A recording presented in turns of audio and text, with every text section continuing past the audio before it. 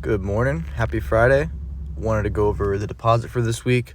I tried recording, but my audio keeps splicing up with the footage, so this is take number 6 for the week. But let's get started. Another $100 in for the week. We did the same buys as the last two.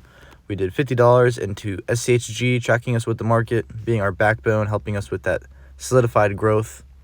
Then we have gold, GLD. We have the Spider Trust. This is more of the support brace, helping us in the good times and saving us in the bad. Year to date, I like to look at this, but gold's up 59%, while the broad market's up 17.7%.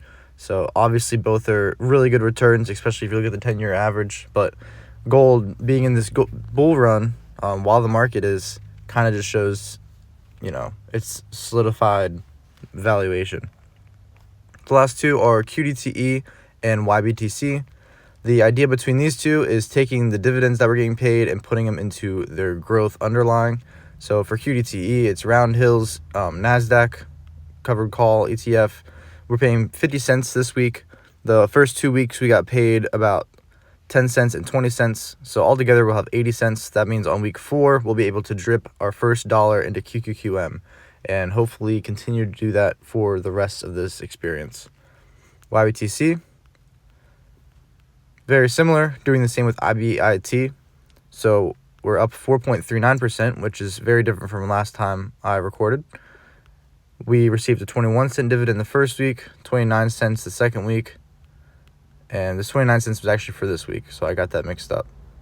If we view more, we can see 13 cents, 21, 29, and next week we will do the same and reinvest this into IBIT. Overall, since starting this new account, we're up 3.05%. And the idea is these top two growth funds keep up with the market and help the NAV of the underlying outperform, while QDTE and YBTC, their dividends drip into a growth fund, and that growth fund grows faster than their NAV erosion within their own funds. So high dividend ETFs like these have NAV erosion where their performance goes down when they pay out over time. And so if we can have that growth in QQQM and IBIT, I feel like we'll be able to outperform the market. And that's what we're kind of just trying to prove. Now for some background, I created the spreadsheet at work and emailed it to myself. That's why it looks like this. But I took the dividends I received from August 30th all the way down to November 2025. So it's over a year worth of dividends for QDTE. And I wanted to see, what would have happened if I put that into QQQM. So I really broke down the math here. And these numbers might not make a ton of sense on the left, but there was $1,000 within here that I had bought and resold later. I bought in around October of 2024, and I sold it down here in October. So I held that 1,000 for a year, and all the rest I still have till this day. I use Stock Calculator, which is just an website online where you can look at when you drip, and the total received in dividends was $2,132. The average dividend was $32, and so I took that $32 and put it in, if we invested it on average, into QQQM every single week since we first bought into QDTE. With an initial investment of $100 and a weekly buy-in of $32.81, we would have around $2,566 right now. And then I looked at, how much we're down on QDTE currently. And as of making the spreadsheet, we were down 9.77%, which is $329.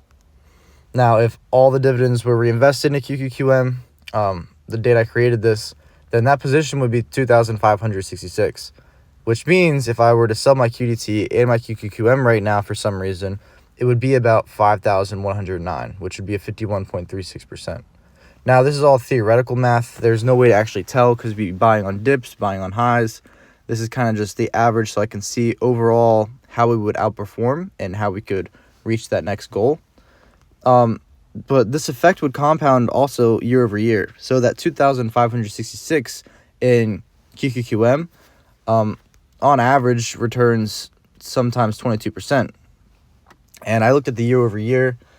I saw a bunch of different things, and I just took 22 because really solid number, and none of this is actually going to be real, but just to look at.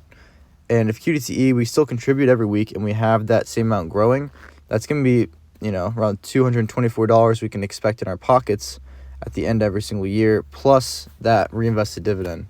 So that probably didn't make a lot of sense, and I don't have notes in front of me, but this is the math. I'm not sure. This needs more accurate data to be a good calculation, but I just wanted to share this because it does show that there is potential outperformance in this idea, and I'm not just, shooting it out of nowhere. But that is all I got. I just wanted to share the performance, share how it's going. Next week, we will drip our first dividends into growth funds and add 2 more ETFs, I guess, to this. And I'm excited to see how that goes because that's when we're actually going to start seeing the growth. So we're actually going to start compounding, and we're going to start, changing the way we look at this portfolio. But that's all I got. Hope your accounts are green. Hope you have a good one. This is not financial advice. I don't know what I'm doing. This is a learning experience, just tracking the data, tracking how I can grow and how I can improve. And if you have any questions, comments, or concerns, please let me know in the comments. I'd appreciate it. But besides that, have a good one, and see you next week.